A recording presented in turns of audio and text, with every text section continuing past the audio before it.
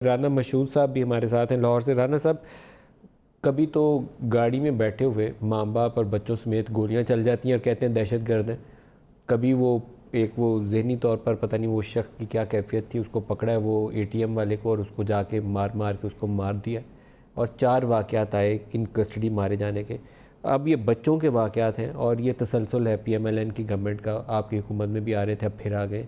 ये तो रोंगटे खड़े कर देने के लिए काफ़ी हैं ये वाक़यात कि हम किस सोसाइटी में सांस ले रहे हैं।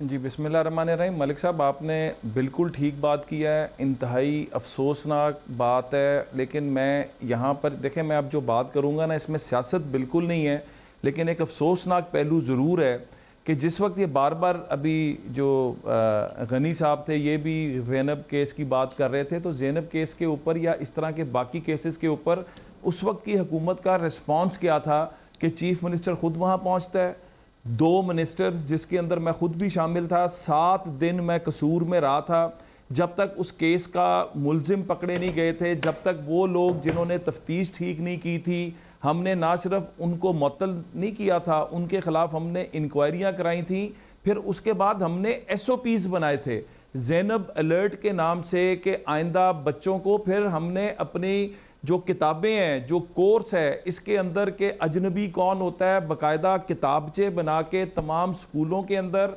तमाम एक अवेयरनेस कैंपेन, पुलिस का रिस्पांस टाइम कितना होना चाहिए, पुलिस को किस तरह मूव करना चाहिए, इलाकों में काम करने वाली NGOs का किरदार क्या होना चाहिए, हुकूमत का किरदार क्या होना चाहिए। मेरा आपसे ये सवाल है और जो यहाँ पर मोहतरमा बैठी हैं इनसे सवाल है कि आज इतना बड़ा वाक़या हो गया, 3 लाशें मिली हैं, हुकूमत का कौन सा नुमाइंदा वहाँ पर गया, कौन सी इंक्वायरी बनी? हमने 1 करोड़ रुपया इनाम रखा था कि जो कातिल की निशानदेही करेगा। और राना मशहूद साहब, आपकी सियासत से माजरत के साथ कि आप PMLN हैं या ये PTI हैं, मैं बहुत ज़्यादा आप लोगों की कारकर्दगी से इस हवाले से काबिल इत्मीनान नहीं है। ये हुसैन खान वाला के जो केसेस थे ये 2006 से 2014 में रिपोर्ट हुए थे और उसके बाद ये ज़ैनब वाला वाक़या है। और अगर आप पंजाब के बाकी इलाकों में ये चाइल्ड अब्यूज़ के वाक़यात इकट्ठे करेंगे तो हमारे सारे इज्तिमाई तौर पर शर्म से ही झुक जाने चाहिए।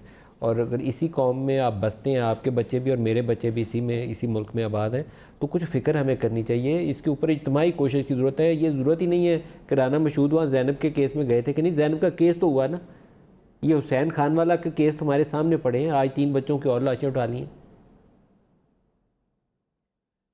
मलिक साहब, पिछले 7 माह में पंजाब में 125 वाक़यात बच्चों के हो चुके हैं। ये मैं कल असेंबली में था, वहाँ पर अदादो शुमार जो मैं वहाँ पे देख रहा था, हकीकतन ये रोंगटे खड़े होने वाली बात है। हम बच्चों वाले हैं, यकीन माने मैं तो उन बच्चों को देख कर आया था, उनके घर वालों को मिल के आया था।